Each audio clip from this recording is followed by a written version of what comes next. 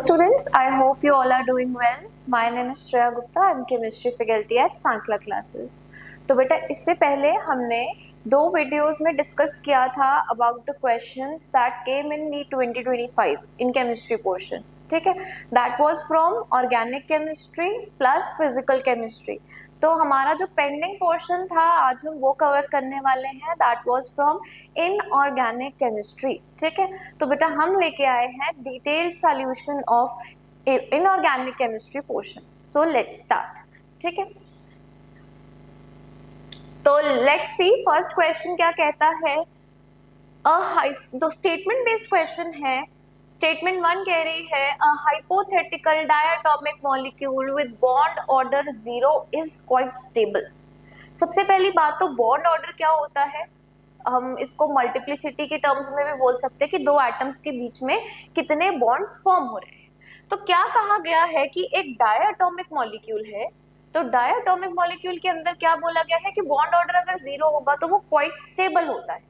But we have seen कि जिन molecules के अंदर बॉन्ड ऑर्डर 0 होता है वो मॉलिक्यूल्स एग्जिस्ट ही नहीं करते, जिसका हम एग्जाम्पल पढ़ते आए हैं. कौन सा है? Helium, He2. He2 के अंदर बॉन्ड ऑर्डर कितना होता है? 0. And He2 does not exist. ठीक है, इसको हमने VBT की टर्म्स में भी एक्सप्लेन किया था, इसको हमने MOT की टर्म्स में भी एक्सप्लेन किया था. दैट मींस फर्स्ट स्टेटमेंट का ये कहना कि बॉन्ड ऑर्डर 0 वाले मॉलिक्यूल्स क्वाइट स्टेबल होते हैं, इट इज रॉन्ग. तो statement 1 is false. Moving on to statement 2. Statement 2 कह रही है as bond order increases the bond length increases. Bond order, दो एटम्स के बीच कितने बॉन्ड है, अगर नंबर ऑफ बॉन्ड्स बढ़ते जाएंगे तो दो एटम्स एक दूसरे के और क्लोज आते जाएंगे. अगर दो एटम्स एक दूसरे के और क्लोज आ रहे हैं तो उसका मतलब ये है कि उनके बीच की बॉन्ड लेंथ वो डिक्रीज होती जाएगी. So that means as bond order increases the bond length decreases. यानी कि स्टेटमेंट 2 भी क्या हो गई आपकी? फॉल्स. तो क्या हो जाएगा? Both statement 1 and 2 are false. Option number 4. ठीक है, moving on to next question. Out of the following compounds, which of the compound will have the minimum conductance in solution? Conductance in solution की बात करें तो conductance किसकी वजह से होती है? आयंस की वजह से होती है. ठीक है, so first, second, third, fourth option की बात करी जाए. फर्स्ट ऑप्शन के अंदर हमारे पास एक इलेक्ट्रोलाइट है जिसमें हमारे पास एक कटायनिक कॉम्प्लेक्स है और हमारे पास Cl नेगेटिव आयंस है. It will yield 4 ions. अगर सेकेंड ऑप्शन की बात करूं, it is again electrolyte which will yield 2 ions. एक आपका कटायनिक कॉम्प्लेक्स है और दूसरा आपका अनायन. Whereas अगर मैं थर्ड और फोर्थ ऑप्शन की बात कर रही हूँ, इट इज नॉन इलेक्ट्रोलाइट. ये सिर्फ एक न्यूट्रल कॉम्प्लेक्स है. न्यूट्रल कॉम्प्लेक्स स्क्वायर ब्रैकेट के अंदर अगर कोई भी आपकी चीज चली जाती है वो स्क्वायर ब्रैकेट से सॉल्यूशन के अंदर बाहर नहीं आती. यानी कि ये दोनों कॉम्प्लेक्सेस ही कोई आयंस को यील्ड नहीं करने वाले हैं. तो यहाँ पर 51 क्वेश्चन में मिनिमम कंडक्टेंस अगर पूछा जाए तो थर्ड और फोर्थ दोनों के लिए हम कंपैरिजन नहीं कर सकते हैं. सो ये क्वेश्चन हो सकता है कि ये बोनस क्वेश्चन हो जाए क्योंकि थर्ड और फोर्थ दोनों में ही कोई आयंस नहीं बन रहे हैं. ठीक है, सो इसके लिए दो ऑप्शंस बन रहे हैं, थर्ड एंड फोर्थ. ठीक है, moving on to next question. बहुत ही इजी क्वेश्चन. ठीक है, क्या पूछा गया है? सिर्फ आपको रिएक्शंस दी गई हैं जो हमने क्लास में बहुत अच्छे से पढ़ी हैं. उनके अंदर कौन कौन से कैटलिस्ट यूज होते हैं उनके बारे में बात की गई है. Haber's process, production of ammonia, क्या होता है इसके अंदर catalyst? Iron is used as catalyst. Wacker oxidation की बात की जाए, वेकर ऑक्सीडेशन कहाँ? Preparation of aldehydes and ketones में हमने पढ़ी थी.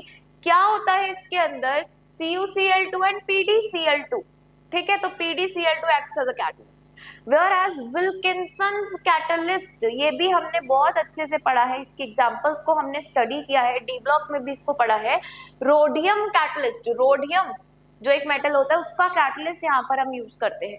जिगलर नाटा कैटलिस्ट पॉलीथीन बनाने में यूज होता है, ठीक है। तो बिल्कुल ही ऑप्शंस आपके मैच हो रहे हैं, ए के लिए फर्स्ट, बी के लिए सेकंड, सी के लिए थर्ड एंड डी के लिए fourth. So option number 1 is correct. Very very easy and direct question.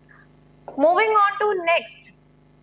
Like nitrogen that can form ammonia, arsenic can form arsen. तो अगर अमोनिया की बात करी जाए, अमोनिया का फॉर्मूला होता है NH3 और आर्सीन का फॉर्मूला हो जाएगा AsH3 which exists. इसकी हमने प्रॉपर्टीज भी पढ़ी हैं, हमने हाइड्राइड्स ऑफ ग्रुप 15 में इसके बॉइलिंग पॉइंट और मेल्टिंग पॉइंट को भी कंपेयर किया है। सो AsH3 डू एग्जिस्ट। अगर आगे बात करें स्टेटमेंट 2 की, antimony cannot form antimony pentoxide, तो ग्रुप 15 की ही बात हो रही है। ग्रुप 15 के अंदर अगर हम बात करें तो कौन कौन से आपके ऑक्साइड्स एग्जिस्ट करते हैं। ग्रुप 15 में दो ऑक्सीडेशन स्टेट्स एग्जिबिट की जाती हैं, +3 एंड +5। दैट मीन्स ग्रुप 15 में आपके दो टाइप ऑफ कंपाउंड्स जो एग्जिस्ट करने वाले हैं, that will be M2O3 plus M2O5। सो इसी की वजह से एंटीमनी कैन फॉर्म पेंटॉक्साइड, ठीक है, Sb2O5 which exists। बट उन्होंने क्या बोला है, antimony cannot form antimony pentoxide. तो स्टेटमेंट 1 तो बेटा हो गई correct, but statement 2 is false. तो आंसर क्या हो जाएगा, statement 1 is correct but statement 2 is incorrect. ठीक है, क्लियर है। Moving on to next question, क्या कहता है, ferromagnetism is considered as an extreme form of paramagnetism. Paramagnetism means weak attraction by magnetic field, और वही ferromagnetism की बात करें so it is strongly attracted by magnetic field। तो हो गया extreme form of paramagnetism, यानी कि statement 1 क्या होता है आपका ट्रू। पैरामैग्नेटिज्म में वीक अट्रैक्शन होता है by magnetic field, whereas ferromagnetism में होता है स्ट्रॉन्ग अट्रैक्शन। स्टेटमेंट 2 की बात कर लेते हैं, the number of unpaired electrons in chromium 2+। Chromium की बात करें सो क्रोमियम के अंदर आपके पास जो इलेक्ट्रॉनिक कन्फिगरेशन होती है it is argon 3d4 3d5, exceptional configuration है 4s1। अगर क्रोमियम में से 2 इलेक्ट्रॉन्स रिमूव हो जाएंगे तो क्या बच जाएगा, सबसे पहले इलेक्ट्रॉन किस में से रिमूव होगा, 4s में से, आउटर मोस्ट में से, देन d में से, तो आपके पास क्या बच जाएगा 3d4। 3d4 का मतलब कितने अनपेयर्ड इलेक्ट्रॉन्स, 4 अनपेयर्ड इलेक्ट्रॉन्स।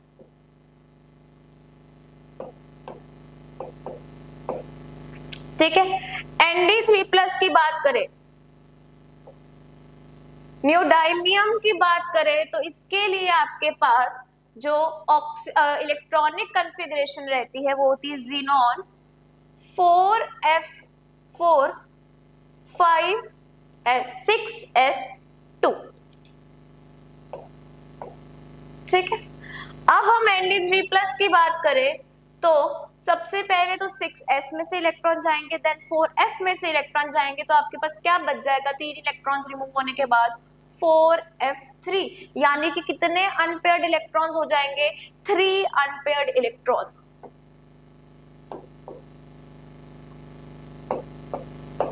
तो बेटा इसके लिए आपको इलेक्ट्रॉनिक कॉन्फ़िगरेशंस पता होनी सबसे ज्यादा जरूरी थी। तो इस क्वेश्चन के अंदर अगर हम बात करें स्टेटमेंट 2 ये कह रहा है कि क्रोमियम और डायमियम के अंदर क्या होना चाहिए था, number of unpaired electron same होने चाहिए थे, विच इज नॉट सेम। तो स्टेटमेंट 2 क्या हो गया आपका, फॉल्स। ठीक है, तो ऑप्शन कौन सा करेक्ट बनता है, statement 1 is true but statement 2 is false, option number 1। I hope it is clear. ठीक है, मूविंग ऑन टू नेक्स्ट, अगर हम बात करते हैं तो बहुत अच्छे से हमने इनको स्टडी किया, 2 बार हमने इन सारे कंपाउंड्स को स्टडी किया है। एक बार हमने जब चैप्टर 4 केमिकल बॉन्डिंग पढ़ा क्लास 11th में, और दूसरी बार जब हमने ग्रुप 18 की प्रॉपर्टीज को पढ़ा तब भी हमने ज़ीनॉन के सारे कंपाउंड्स के स्ट्रक्चर क्लास में बहुत अच्छे से ड्रॉ किए गए थे। ठीक है, so very very easy question. XeO3 के लिए अगर मैं बात करूं, XeO3 के लिए क्या उसकी हाइब्रिडाइजेशन रहती है और क्या उसका स्ट्रक्चर रहता है। सो XeO3 में होता है एक लोन पेयर ऑफ इलेक्ट्रॉन और उसके अलावा double bond O, double bond O, double bond O, यानी कि आपके पास हाइब्रिडाइजेशन हो जाने वाली है sp3 और ज्योमेट्री या शेप क्या हो जाने वाली है इसकी, पिरामिडल।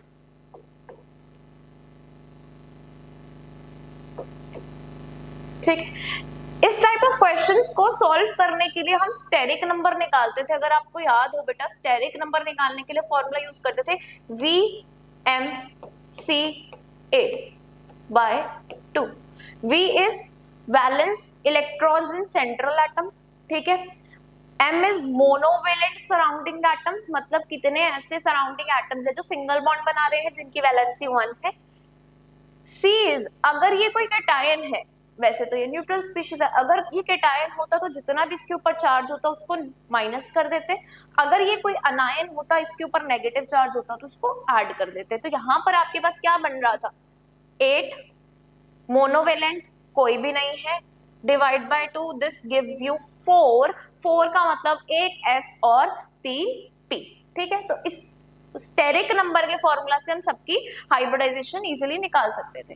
ठीक है, moving on to next XeF2। Steric number की बात करें तो वैलेंस में 8 इलेक्ट्रॉन्स, 2 में मोनोवेलेंट आपके पास एटम्स हैं, divide by 2, this gives you 10/2, that is 5। 5 का मतलब क्या हो जाएगा, sp3d। इसको प्लॉट करते, इसको ड्रॉ करते तो आपके पास क्या आ जाता है, एक्सियल पे 2 फ्लोरीन, उसके अलावा इक्वेटोरियल पे लोन पेयर्स, यानी कि शेप क्या हो जाएगी आपके पास, लीनियर। ठीक है, उसके बाद अगर नेक्स्ट बात करें, आपको दिया गया है XeOF4, यहीं पर इसको बना लेते हैं XeOF4। Xe के लिए 8, O is not monovalent, F is monovalent, कितने मोनोवेलेंट है 4, तो आपके पास स्टेरिक नंबर आ जाएगा 12/2, दैट इज 6। तो क्या हो जाएगा sp3d2। ठीक है, तो फर्स्ट के लिए तो साथ साथ में मैच करते जाते हैं। फर्स्ट के लिए आ गया आपके पास sp3 पिरामिडल, XeF2 के लिए आ जाएगा sp3d लीनियर, XeOF4 के लिए आ जाएगा sp3d2 स्क्वायर पिरामिडल, और XeF6 के लिए लास्ट ऑप्शन बच गया sp3d3 डिस्टॉर्टेड ऑक्टाहेड्रल। आप चाहें तो इसका स्टेरिक नंबर इसी फॉर्मूला के थ्रू कैलकुलेट कर सकते हैं। आई होप ये क्वेश्चन आपको क्लियर है। ठीक है,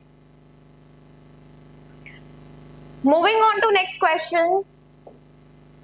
क्या कहता है ये क्वेश्चन, इसमें आपको 5 स्टेटमेंट्स दी गई हैं। ऐसे क्वेश्चन हमें इस पूरे पेपर में बहुत देखने को मिले हैं जहां पर हमें 5 स्टेटमेंट्स दी गई थी, उनमें से हमें ये बताना था कि इनमें से कितनी स्टेटमेंट्स करेक्ट है। ठीक है, तो एक एक स्टेटमेंट को एनालाइज कर लेते हैं। Unlike gallium that has a very high melting point, cesium has a very low melting point। तो गैलियम के लिए क्या बोला गया है कि गैलियम के पास होता है वेरी हाई मेल्टिंग पॉइंट। क्या ये सही है? नहीं। ग्रुप 13 में बहुत अच्छे से हमने पढ़ा था कि गैलियम एक ऐसा एलिमेंट है जिसका बॉइलिंग पॉइंट तो इतना हाई होता है कि हम उसको थर्मोमीटर्स तक में भी यूज कर सकते हैं, बट उसका मेल्टिंग पॉइंट इतना लो होता है कि वो हाथ की तली पे रखोगे तो भी मेल्ट हो जाएगा। यानी कि पहली स्टेटमेंट तो आपकी हो गई फॉल्स। नेक्स्ट की बात कर लेते हैं। On Pauling scale the electronegativity values of N and Cl are not the same. तो पॉलिंग स्केल पे बेटा नाइट्रोजन और Cl दोनों की इलेक्ट्रोनेगेटिविटीज होती हैं सेम। तो सेकंड स्टेटमेंट भी हो गई आपकी फॉल्स।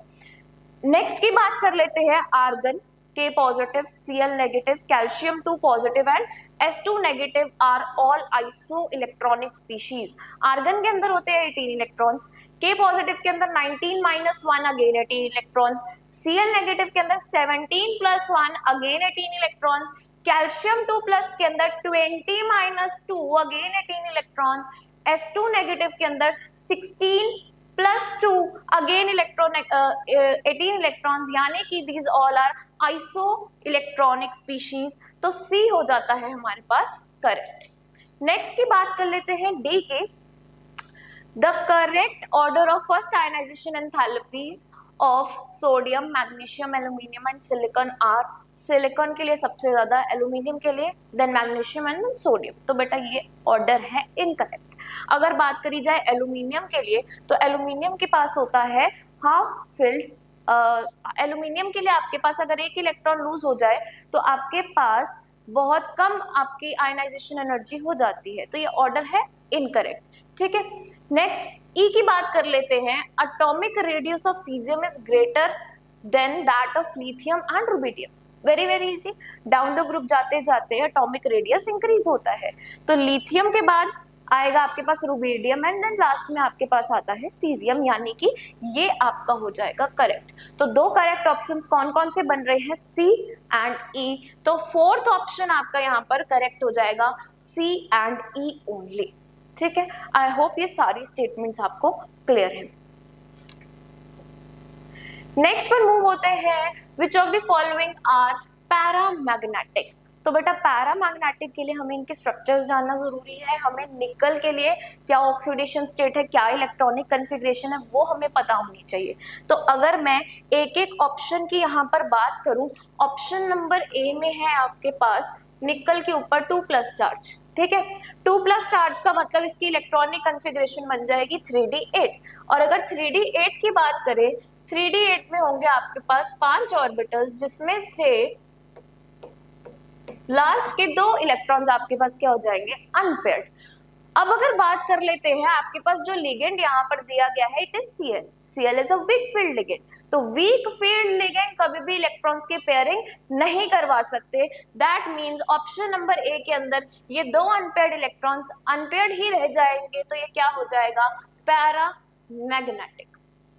बी ऑप्शन की बात कर लेते हैं, आपको क्या दिया गया है, NiCO4, वेयर निकल के अंदर आपके पास क्या दिया गया है, निकल की ऑक्सीडेशन स्टेट है 0, यानी कि 3d8 4s2। ठीक है, CO is a strong field ligand. ये क्या करेगा, S के अंदर जो 2 इलेक्ट्रॉन्स है इनको भी D8 में ट्रांसफर करके 3d10 बना देगा, यानी कि ऑल इलेक्ट्रॉन्स गेट पेयर्ड। तो जब सारे इलेक्ट्रॉन्स की पेयरिंग हो जाएगी तो ये कॉम्प्लेक्स आपके पास कैसा हो जाएगा, डायामैग्नेटिक। नेक्स्ट सी ऑप्शन की बात कर लेते हैं। अगेन आपके पास यहाँ पर क्या दिया गया है, Ni2+ ऑक्सीडेशन स्टेट है, यानी कि क्या दिया गया है आपको 3d8। लिगेंड कैसा है, Cn। Cn is a strong field ligand. Cn क्या करेगा, 3d8 में 2 इलेक्ट्रॉन्स की पेयरिंग करवा देगा। तो यहाँ पर ये कॉम्प्लेक्स कैसा हो जाएगा, डायामैग्नेटिक। ठीक है, देन उसके बाद बात कर लेते हैं डी ऑप्शन की। डी ऑप्शन में अगेन आपके पास क्या दिया गया है, Na2+ which is 3d8 electronic configuration. जो लिगेंड इस बार दिया गया है it is water. Water is weak field ligand, यानी कि वो 3d8 के जो लास्ट के 2 इलेक्ट्रॉन्स विच आर अनपेयर्ड उनकी पेयरिंग नहीं करवा पाएगा। मतलब ये कॉम्प्लेक्स कैसा रह जाने वाला है हमारे पास, पैरामैग्नेटिक। वहीं ई ऑप्शन की बात की जाए तो ई ऑप्शन के लिए आपके पास अगेन निकल की ऑक्सीडेशन स्टेट है 0। ठीक है, जिसके साथ आपको दिया क्या गया है, ट्राइफिनाइल फोस्फीन। तो triphenyl phosphine is again a strong field ligand जो 3d8 4s2 से क्या बना देगा, 3d10। तो ये कॉम्प्लेक्स भी आपके पास कैसा आ जाने वाला है, डायामैग्नेटिक। यानी कि 2 पैरामैग्नेटिक मुझे कौन कौन से दिखाई दे रहे हैं, एक ऑप्शन ए और एक ऑप्शन डी। ठीक है, तो करेक्ट कौन सा हो जाएगा, ए एंड डी ओनली। तो option A and D. I hope ये सबको क्लियर है। क्वेश्चन लिया गया था चैप्टर कोऑर्डिनेशन कंपाउंड्स में से।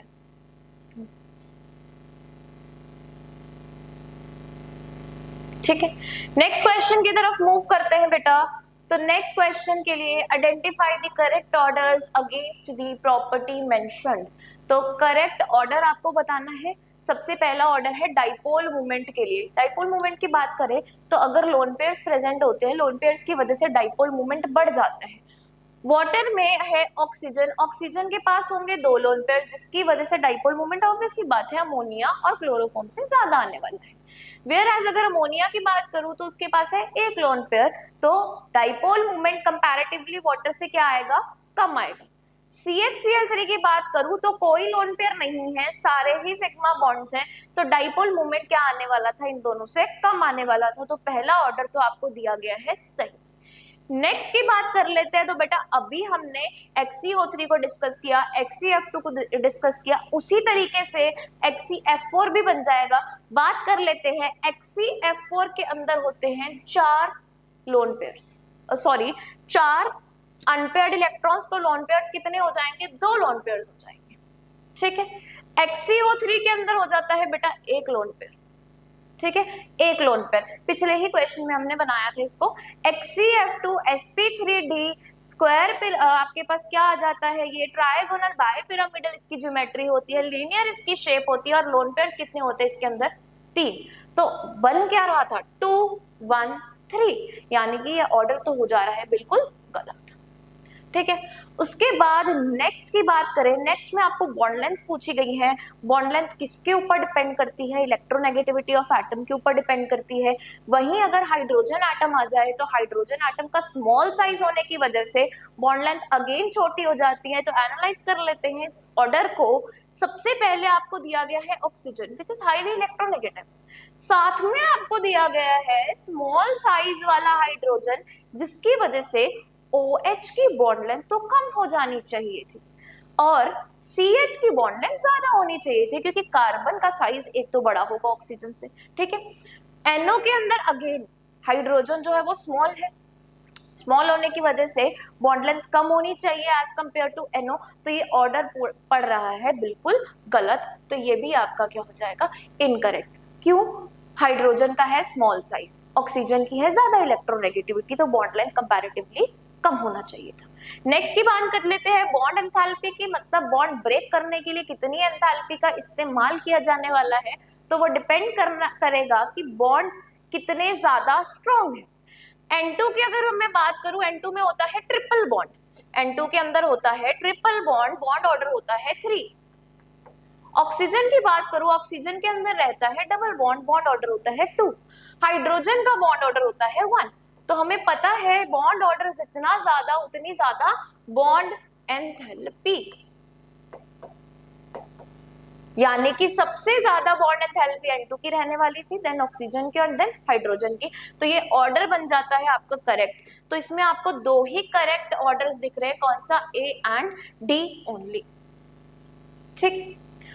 नेक्स्ट क्वेश्चन की तरफ चलते हैं। नेक्स्ट क्वेश्चन में पूछा गया है correct order of wavelength of light absorbed by the following complexes is.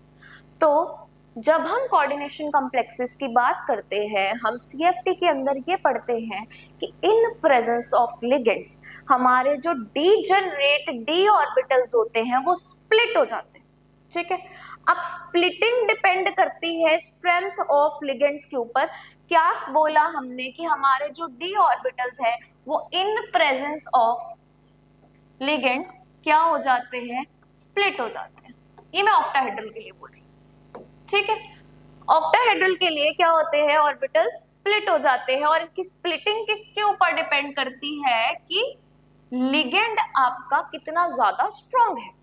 अब जितना ज्यादा स्ट्रॉन्ग लिगेंड होगा उतना ज्यादा ये एनर्जी गैप होगा, and you very well know energy is inversely proportional to wavelength, यानी कि जितना ज्यादा ये गैप होगा उतनी ही कम उसकी वेवलेंथ होगी। अब एनालाइज कर लेते हैं सारे ऑप्शंस को। सबसे पहले पहला वाला कॉम्प्लेक्स ऑक्टाहेड्रल है, दूसरा ऑक्टाहेड्रल है, चौथा ऑक्टाहेड्रल है, बट जो थर्ड कॉम्प्लेक्स है इट इज टेट्राहेड्रल। और टेट्राहेड्रल के अंदर जो एनर्जी गैप होता है, टेट्राहेड्रल के अंदर जो एनर्जी गैप होता है it is 4/9 as that of octahedral, यानी कि एनर्जी गैप रहने वाला है कम। कम एनर्जी गैप की वजह से वेवलेंथ क्या हो जाएगी, ज्यादा।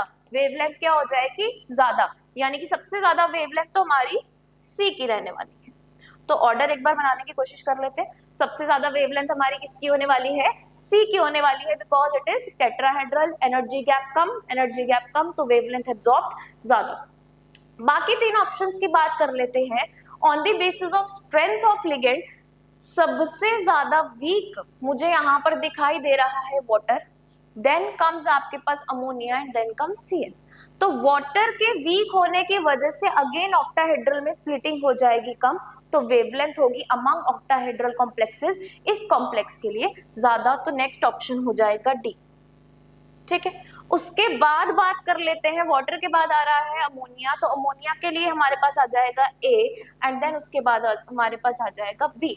तो ऑर्डर क्या होने वाला है, सी डी ए बी। जहां पर सी क्यों आया, सी आपका इस वजह से आया क्योंकि ये आपका कॉम्प्लेक्स कैसा था, टेट्राहेड्रल कॉम्प्लेक्स। ठीक है, इसके लिए ये कौन सा लिगेंड होता है, वीक फील्ड लिगेंड। ये वीक फील्ड स्ट्रॉन्ग फील्ड दोनों का ही काम कर लेता है, डिपेंडिंग अपॉन कौन सा आपके पास मेटल है, और ये आपके पास क्या है, strong field ligand. I hope ये क्वेश्चन सबको क्लियर है।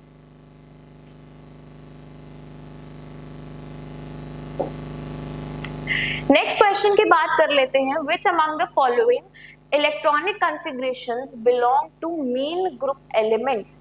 तो what do you mean by main group elements.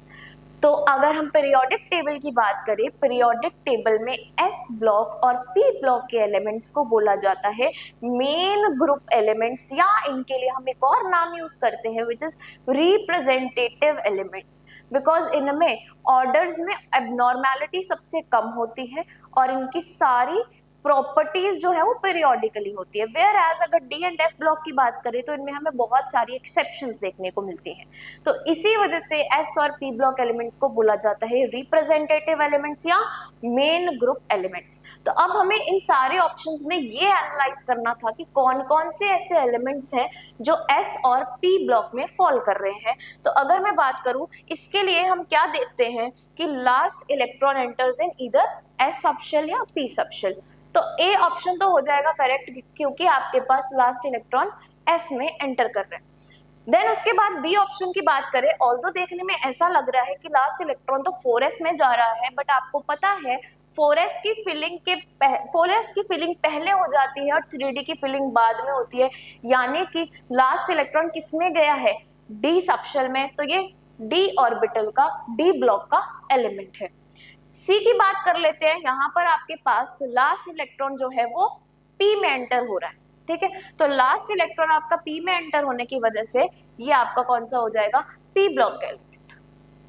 ठीक है, नेक्स्ट डी ऑप्शन की बात कर लेते हैं। अगेन यहाँ पर आपके पास इलेक्ट्रॉन 4s में जाने के बाद 3d में जाता है, तो देयरफॉर ये भी आपका है डी ब्लॉक का एलिमेंट, तो ये भी ऑप्शन हो जाएगा इनकरेक्ट। ई ऑप्शन की बात करें, ई ऑप्शन के अंदर अगेन आपके पास लास्ट में 4f की फिलिंग हो रही है, 5f की फिलिंग हो रही है, दैट इज व्हाई ये f ब्लॉक में फॉल करेगा और ये भी हमारा मेन ग्रुप एलिमेंट नहीं होगा। तो मेन ग्रुप एलिमेंट्स हमारे कौन कौन से रहने वाले हैं, ए एंड सी ओनली, तो ऑप्शन नंबर 4 इज करेक्ट। ठीक है, नेक्स्ट क्वेश्चन की तरफ चलते हैं।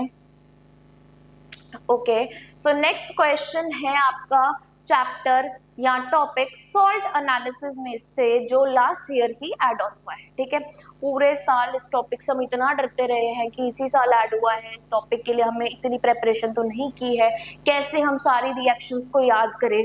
तो बहुत ही आसान क्वेश्चन लिया गया है इस टॉपिक में से, जो है आपका फ्रॉम दैट टेबल, जिसको हमने बहुत अच्छे से याद किया था, जिसमें हमने सारे ग्रुप्स के अंदर कैटेगराइज किया था हमारे कटायंस को।